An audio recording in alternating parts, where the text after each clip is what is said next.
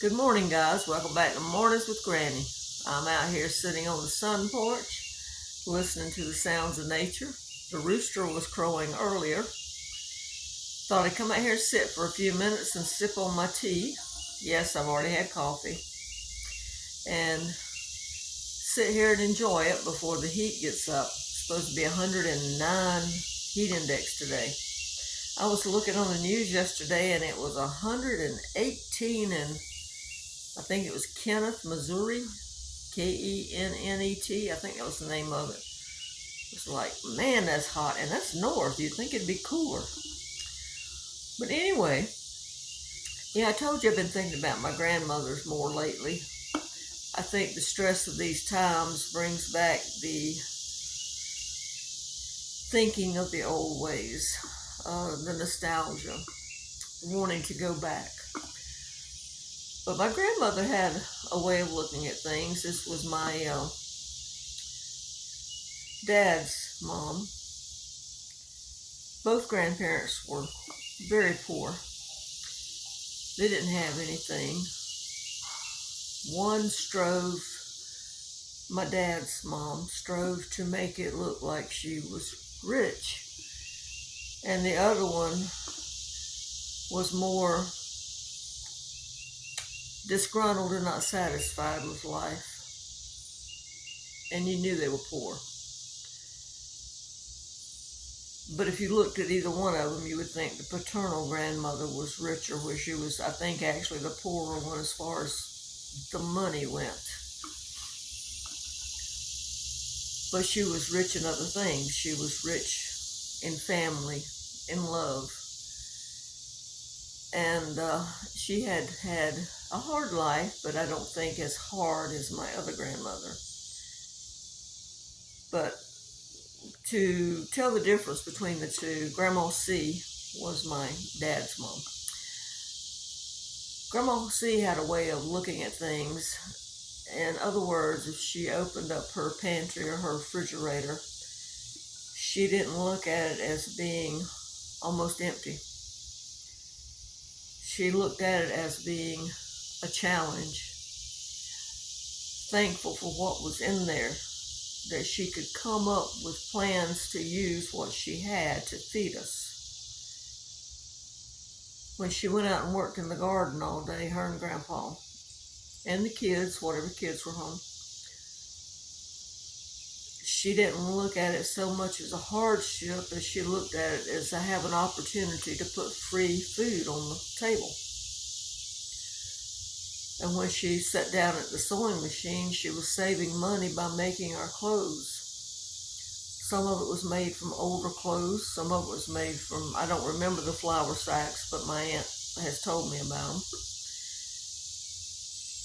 Some of the quilts, the insides, not this nice white, I don't know what you call it. I made quilts and I can't remember what you call it. The white layer that goes in between the batting. They used an older quilt or an old blanket or something they had for the batting. So everything was reused. And like I said, it was a challenge to her. The spools from the thread that she used back then were wooden. They became my dolls. She made dolls for me. Every scrap, if she went out and she picked a squash and she had okra, if there wasn't enough for what we call a mess, she put them together and she cooked the squash and the okra together. So she looked at it as having plenty. Her cup was not half empty, but it was half full. And I think today, a lot of us are looking at our cups as being half empty instead of half full. When we open that refrigerator or we open that cabinet, and I'm using this illustration because the grocery prices and all going so high. When we're looking at these things and there's not much in there, now we have Google where we can look up any recipe or how to use anything. My grandmother didn't. She just had what she had been taught.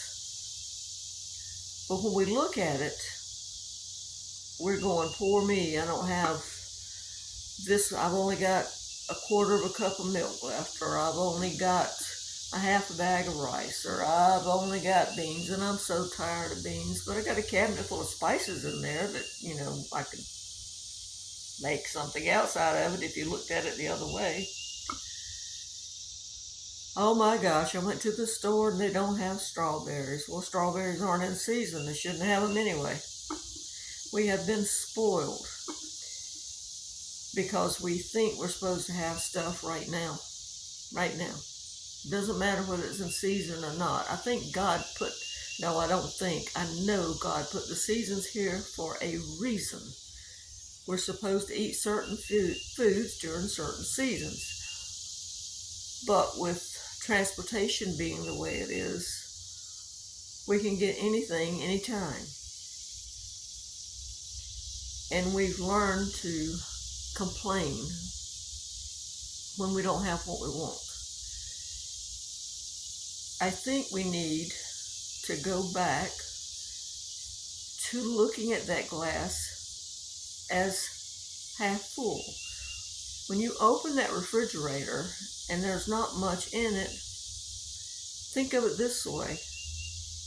There is food in there, and I guarantee you there's somebody a lot worse off than you are. You have a refrigerator. You have the power to run the refrigerator. You have a stove to cook with. You have a house or an apartment or mobile home or a camper or whatever you're in to stay in. I don't care if you're in your car, you still have something to stay in. You have the opportunity to pick up your phone and look on the internet and say, I've got rice and tomatoes and whatever, and find a recipe to use. You have the ability that if you have a little bit of money in your pocket, you can go to the store and get something else. Or you can go through a drive-through. But if your money's limited, I don't recommend that. But we need to quit looking at everything we have as half empty, half empty, half empty. In this heat, think about when my grandparents were alive. For most of their life, they didn't have air conditioning. They went out and worked in that hot field all day. And they came in and sat down, if they were lucky, with a fan. Or they sat out on the porch and cooled off. My mechanic, I asked him one time, it was hot like this when I was there for some reason. And I said, how do you work in this heat all day? I said, I bet when you get home, you go straight into the air conditioner. He said, no. He said, I stay outside till time to go to bed.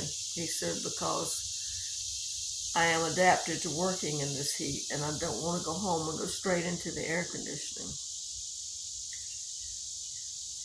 But we, like, I have the opportunity, it's going to start getting hot here in a few minutes. I can go in the house and sit down in the air conditioning. I can go in there and cook in the air conditioning.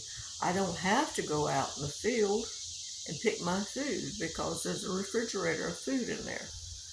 Oh, we got a little cucumber out there on the vine. It's going to be ready in a couple of days, and I'm going to be the first one to get something out of the garden. Yay! But anyway, we need to quit complaining so much. And yes, we all complain. I complain. We all complain. That's just human nature. But we need to start being more appreciative of what we have. We need to be thankful. God says to be thankful in everything. Doesn't matter what it is, be thankful in everything. And I'm going to give you an example. I can remember, this has been like 20 years ago. I was driving a little Hyundai. I had a flat tire. I had just left, and I made it to a store when the tire started going flat just before I pulled in. And there was a bunch of men. The store had a little restaurant. A bunch of men sitting in there eating. They were eating breakfast. And I went in and said, I've got a flat tire. Would anyone be willing to help me? And they all just looked at me like, Finally, one guy stood up and come out to help me. and he got soaked because it started raining. Now, at first I was mad because I got the flat. I was mad because I almost had to beg someone to come help me. And then I thought, you know what? Be thankful. Be thankful you had a car. Be thankful you could put gas in that car. Be thankful you made it to the store. Be thankful that one man out of those 20 or 30 men sitting there got up to help you. Be thankful it rained because we needed it. So we have to start looking at things and being more thankful instead of going, woe is me. Because I feel like life is going to get a lot more tougher. And if we don't start looking at that cup as half full instead of half empty, we're going to be a sad, sad people. All right, guys, I hope you have a great day. I'm going to sit here and enjoy my tea this morning. Stay out here for just a little bit longer. And then go see what trouble I can get into with the dogs in the house. This little dog I'm watching has been very, very good this time. She's only had an accident one time. She's been very well behaved. Hasn't given me any problems at all. And I think it's just too hot. She's like the rest of us. She's just exhausted from the heat, and all she wants to do is lay around. But anyway, it's been a very enjoyable visit. Her mom will be home soon, and I know she'll be glad to see her. All right, guys. I hope you have a wonderful day. And don't forget, if you don't mind, to give this a thumbs up and subscribe. Bye-bye.